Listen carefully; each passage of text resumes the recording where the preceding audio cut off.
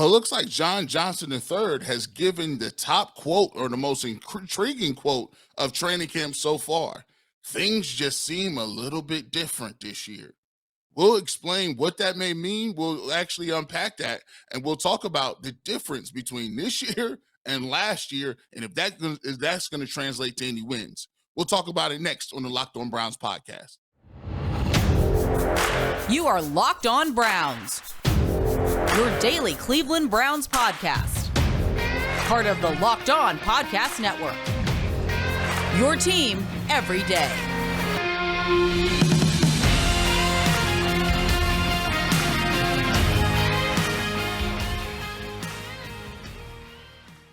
Welcome back, my friends, to the show that never ends. Your daily delivery of all things Dogpound, LGB on the LOB, the Locked On Browns podcast, brought to you by the Locked On Podcast Network. Your team every day. Your host, Jeff Lloyd, at Jeff_LJ_Lloyd. Your host, Garrett Bush, at GBush91, part of the Ultimate Cleveland Sports Show, Monday through Friday, 11 to 1 on YouTube. Certainly other appearances over at WFAN.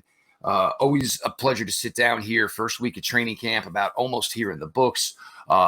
Players to the field on Friday, players to the field on Saturday, Sunday, your day off, your day of rest. As we sit here and try to unpack the first couple days of Browns training camp. John Johnson III. And speaking about the locker room to this point, and this is what kind of was going to happen. 2020, that Browns locker room, of course, there were a lot of combustible personalities. But Odell being out, the success the team had, everything looks good when you're winning. Now, last year, Odell Beckham Jr. comes back. Baker Mayfield's playing significantly injured. Things aren't going so well. Combustible personalities, guess what? And that's what's to a locker room. The changes made this offseason, and we're going to, there's going to be a segment here on Amari Cooper because I think there was a slight dig in there that I don't think a lot of people picked up on. But a player like Amari Cooper, a lot more reserved, a lot more quiet. Myles Garrett is a leader, a fiery leader, but it's a one sentence type of thing. It's not I'm going to take to Twitter and send out 7 cryptic tweets calling somebody out, but not mentioning who I'm calling out. John Johnson III, definitely a vocal guy. And if you want a quote, I would say right now, when you're in that Browns locker room, you're looking around, you're going to 43. I don't know who else you're going to. Everybody else, it's very, pro team, all of these things. John Johnson is a guy who's going to tell you like he feels, tells you like it is. And so far, he notices the changes. But of course, with this, but it comes down to when you get into the season and the adversity of the season. Do you rise above it? Do you crumble underneath it, like unfortunately the Browns did in 2021? But I think the key here, Garrett, is they are a lot more even keel type of personalities. Jadeveon Clowney, he's a guy who's really good at football. Football is not his life. Myles Garrett, big into how much the game means to him, but a very diverse personality as far as interests off the field. And I think with the type of guys you've put together here, the personalities are more in sync. They're more alike. So even if you get to the tougher of times, you feel the way it is structured now with these guys. The ability is there to rise above it as opposed to, a play running down for 35 seconds and you spent 23 seconds kibitzing and whining and complaining with each other. Oh, well, I didn't get the ball. I was open. It's no. Topic on hand, focus on hand. What is the next thing we have to do? And I think the way this is structured with these type of personalities, it's going to be a lot more successful than that. And the other thing that John Johnson said yesterday, which I think is huge, and we noticed over the second part of the last half season with the defense, is it's not a thinking thing anymore. I know where everybody's going to be. Everybody knows where I'm going to be. And once you get everybody starting to understand and feel each other and knowing, hey, he's going to be where he needs to be, it makes for a lot easier way to just say, I just have to think and react. That's all I have to do. Just do my job. Yeah, I think a lot of this comes from when you unpack what John Johnson is saying, is there are 2 distinct factions on this team. There was the individuals that were loyal to Baker Mayfield and felt like he should get another opportunity. And then there was the faction that was, really supportive of Odell Beckham Jr. And getting him the football and being a playmaker on this team. So when that faction split, when you had in the middle of the year Odell Beckham Jr. Being moved to LA, there was a titanic shift in the locker room in terms of the people that really stood behind Baker Mayfield and the people that were sympathetic to the plight of what Odell Beckham Jr. was saying. And I think John Johnson he made no bones about it. Him and Myles Garrett and a lot of individuals in that locker room, still to this day, if you asked them about free agent receivers, which we talked about in another podcast, they'd be like, "Go get me Odell Beckham Jr. again."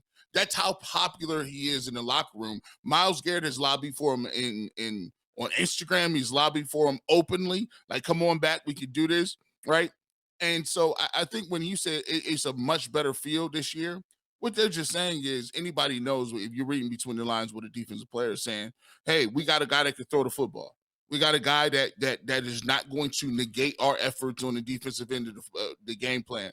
I'll go back to those games last year. The Browns defense played a heck of a game against the Steelers in the first game. The Browns defense played really well at Lambeau Field against Aaron Rodgers, the MVP.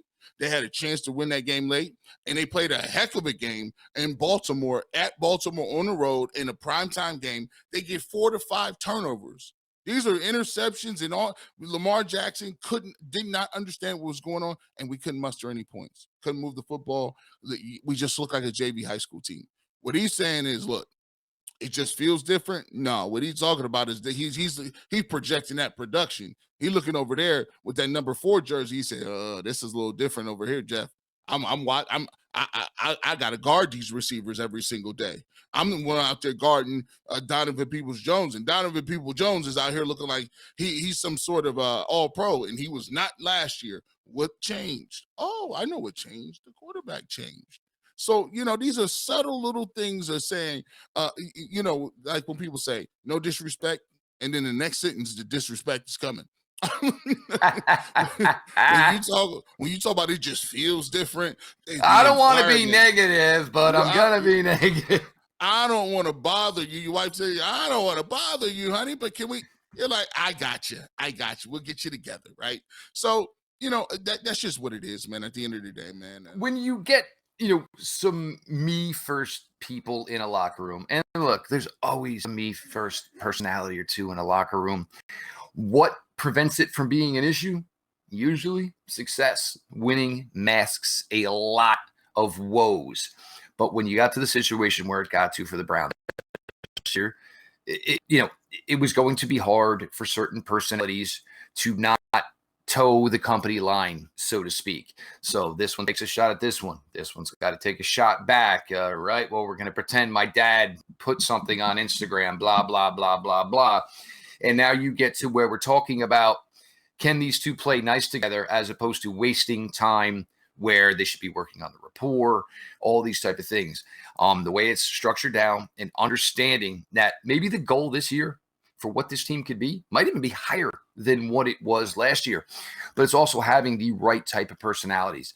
And where are you in a, push come to shove type of situation? Are you going to be the one that, runs your mouth because you're aggravated?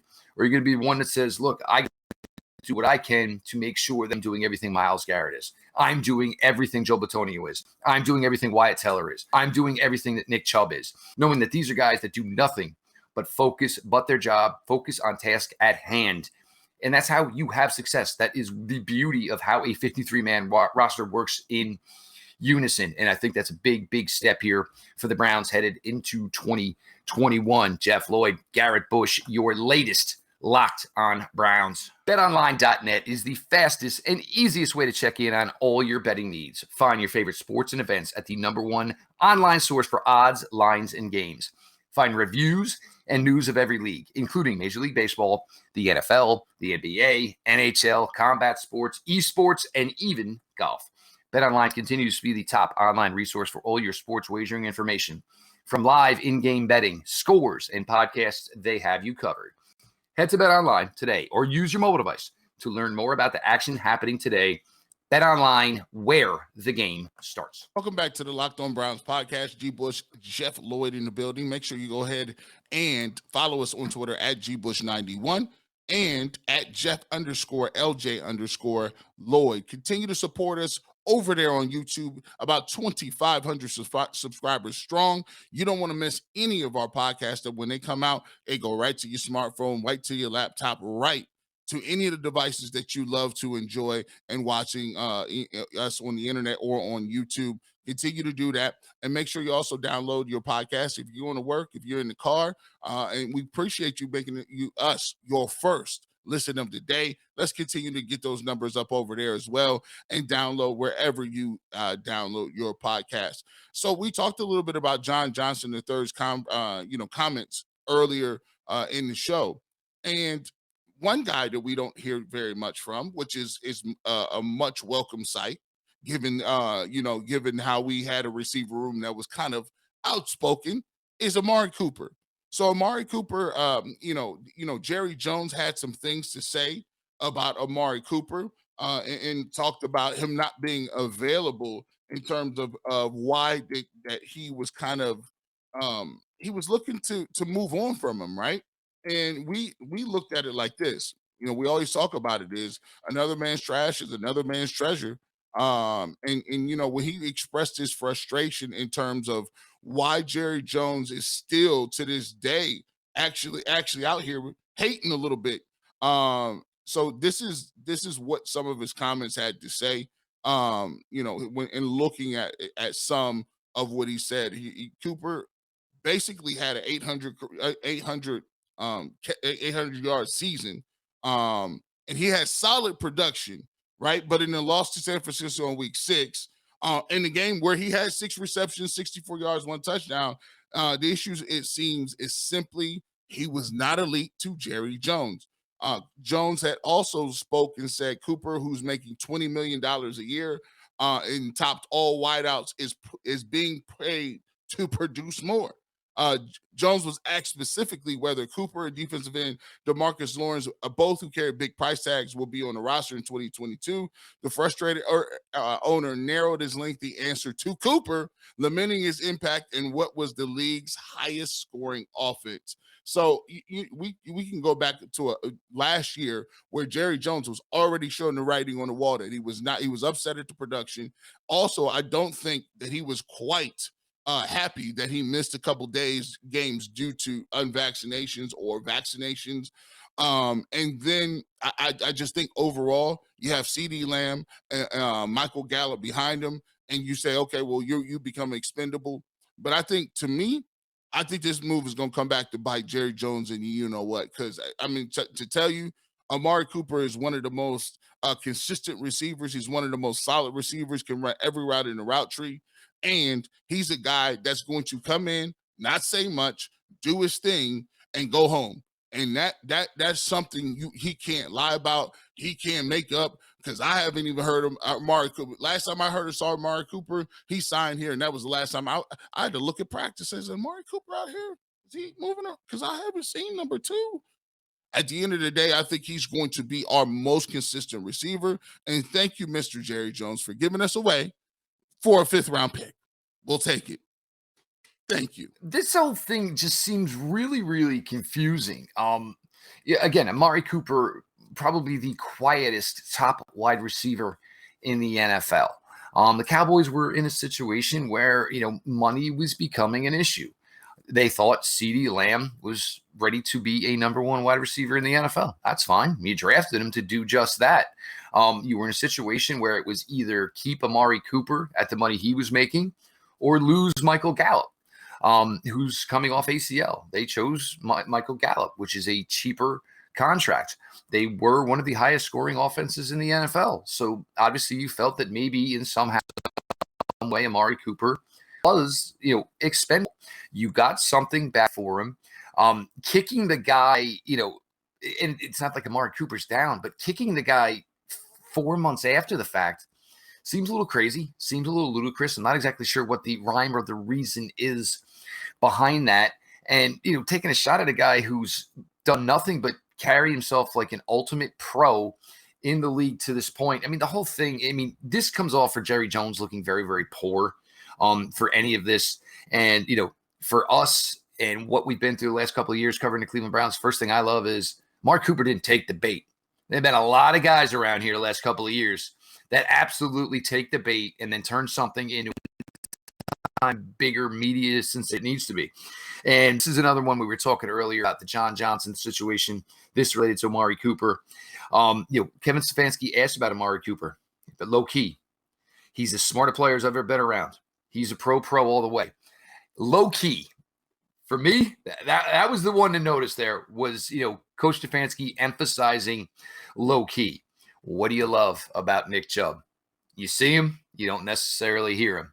Myles Garrett, you see him when he needs to be seen. Not a guy who's going to go the extra mile for extra mic time, extra air time, extra interview time. I got to get to the weight room. I got to get to the film room. I got to get to the practice field. Again, trying to keep everything in sync, lockstep as far as getting players who do the job the same way. And, having Amari here, and I think for Amari, I think for him, it's a fresh start.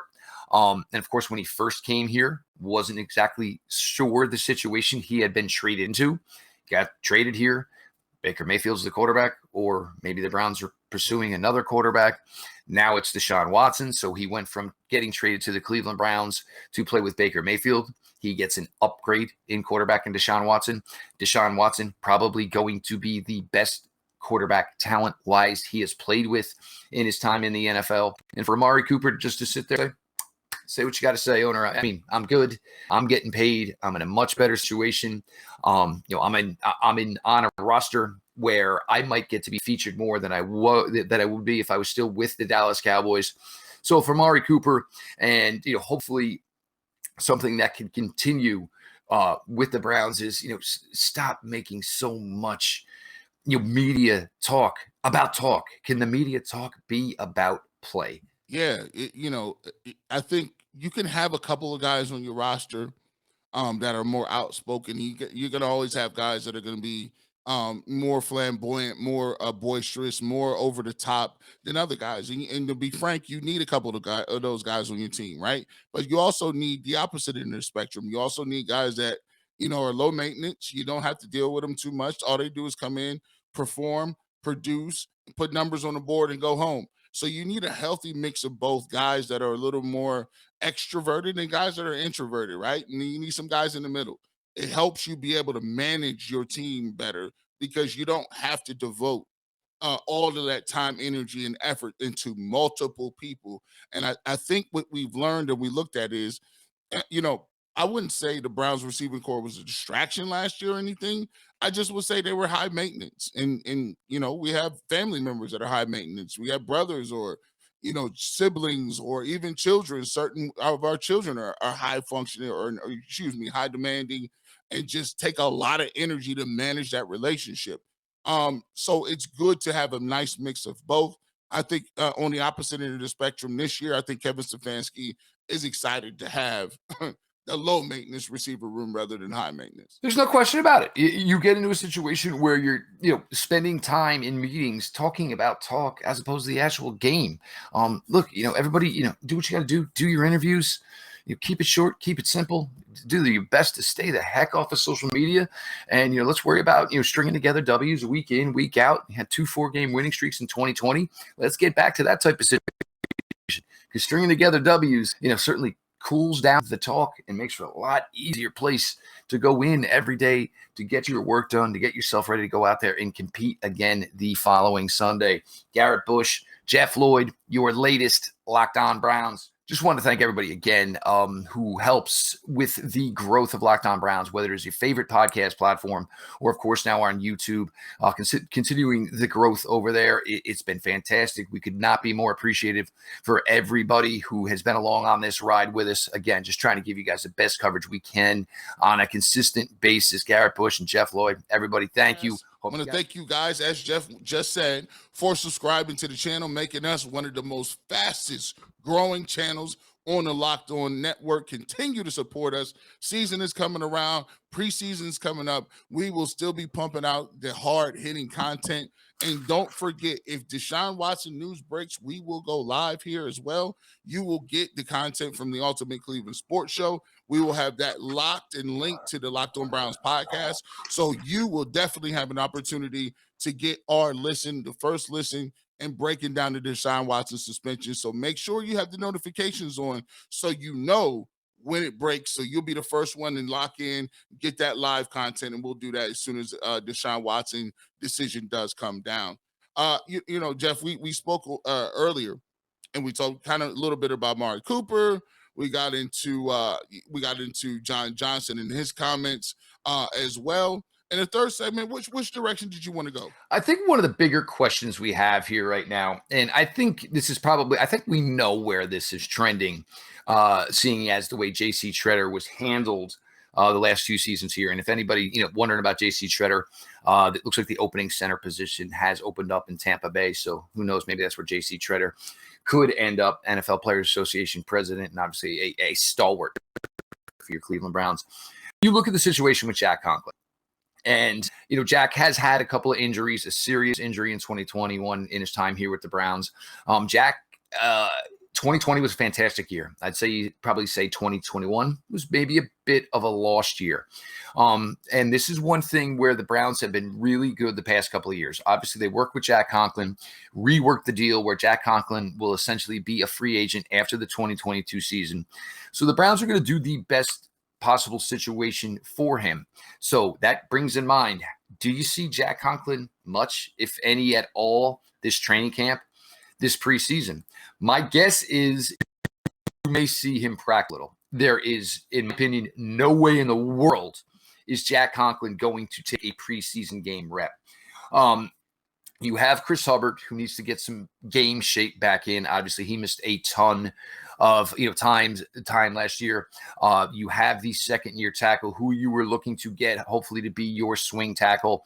You want to see the evolution of his game from year one to year two. You want to see what the Bill Callahan tutelage has done. Yeah, I wouldn't be mad at all if Jack Conklin didn't even suit up a game. I wouldn't be upset at all. It's been a long road.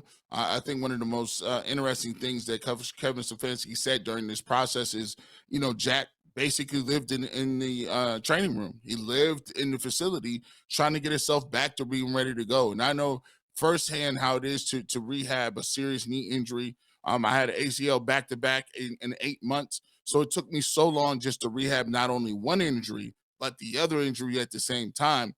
And for me, my goal was, I always told myself, if I was going to get hurt, I was going to do it having meaningful snaps. It was going to be meaningful snaps for me, because I was not about to go out there and just continue to put my life on the line and put my health on the line for practices, right? So, and so I definitely believe that this is a situation where you got a chance to get this guy back, ready to go, ready to get his self in order. And I think it's imperative that the Cleveland Browns do everything they can to make sure that he's healthy. Game one, we know he's an all-pro when he's healthy. We know he's a big piece to what we're doing. You still need to get James Hudson involved, get him some more reps and get him more acclimated and so he could be a guy that could possibly play guard for you, possibly play left tackle if Jedrick Wills goes out. So for me, I don't care at all if Jack Conklin plays a snap in the preseason. I think this is a situation where both of them are looking at 2022 as I scratch your back, you scratch mine. The Browns are going to put Jack Conklin in the best situation to hopefully be a top right tackle again this season for them, with the understanding that most likely when and if that does happen, Jack Conklin is going to move on in the offseason to a new fat deal, most likely somewhere else. So the Browns can take these 5 weeks. You can see what you have in James Hudson. And there's a couple ways to look at this. You want to see if James Hudson could be the successor to the right tackle position, given, a proper amount of playing time. Now having Chris Hudson and Bill Callahan to lean on and talk through and, get all the expertise and tutelage he would possibly need. And I know a lot of people are confused with Jedrick Wills, and I'm not going to take a stance one way or the other. I will say that I think Jedrick Wills healthy, you will see vast improvement at the left tackle position. But you want to play the what if scenario? Okay. What if you don't? All right, then You go to Jedrick Wills and you say, you want to know what? We tried this. You know what? You were one of the best right tackles in all of college football, Alabama. So you want to know what? Why don't we stop having you work so hard, put so much into it mentally, and just put you back where you're comfortable. Go be a beast, and we'll worry about finding a left tackle this offseason. So that's an avenue the Browns certainly could go, certainly could entertain, with Jack Conklin most likely moving on after this year. So you want to get these guys some looks. You certainly want to get Hudson some looks. You have to kind of get Chris Hudson in the back of swing of things because you have to have him ready to go, whether he's going to play outside or inside. But for Hudson, it's a big year too, with the understanding his most meaningful reps will come before November 11th, because ideally that's when you're Jack Conklin out there, get business done. There's options for Browns. And this is truly the ideal way to do it. And it's like I said yesterday, it's a little bit different because some of these players aren't as injured or necessarily as old as JC Treader was. But again, look, man, it's practice. These guys have to play games. And I know everybody's going to get upset, and I'm sure it'll be in a day or two. What do you mean Myles Garrett's not practicing today? What do you mean Jadeveon Clowney's not practicing today? It's August, man. It don't mean nothing. September means something. But it's just putting these guys in the best spot to make sure that one tiny false step doesn't derail any of these guys' momentum, any one of these guys, any one of the work that they've all put in. Keeping guys 100% as close to it as possible is the paramount of how to handle training camp. Keep me safe, coach. Keep me healed up. We already got a lot of guys going down. The goal is to get these guys, and plus you got an extra game now, 17 games, right? So you're putting more wear and tear on your body. It's a long season. It's a long process. It does you no good to have your guys beat up even before we take snaps. So definitely looking forward to seeing some of the younger guys get some reps in there, Jeff. Just got to wheel out a couple more exercises. That's all. That's got ever works for the Browns equipment team. We need 12. We need 12 exercise bikes today over on the sidelines. So whoever that poor sap is, congratulations on busting your butt and getting the gig done and keeping the boys safe. He is Garrett Bush, a part of the Ultimate Cleveland Sports Show, 11 to 1 Monday through Friday, of course, on YouTube. Make sure you're checking it out. The guest list has been incredible to this point over there. The guys, the panelists just continue to grow as they get to know each other better, knowing, which scabs they can pick, maybe which jokes and one-liners you got to kind of back away from. But the show just continues. And it's always great listen. The Barbershop, 92.3 The Fan, open every Saturday morning, 9 to noon. Other appearances, of course, for Garrett over on The Fan, at GBush91. Myself, Jeff Lloyd, at Jeff_LJ_Lloyd. Show itself at Locked On Browns. Follow back account.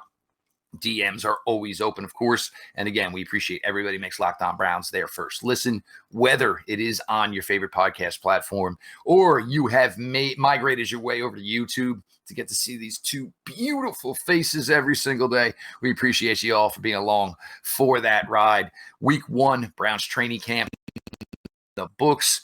We have a NFL preseason game on Thursday, August 4th. So it's here. It's time. It is going. All of this being said, this has been your daily delivery of all things Dog Pound.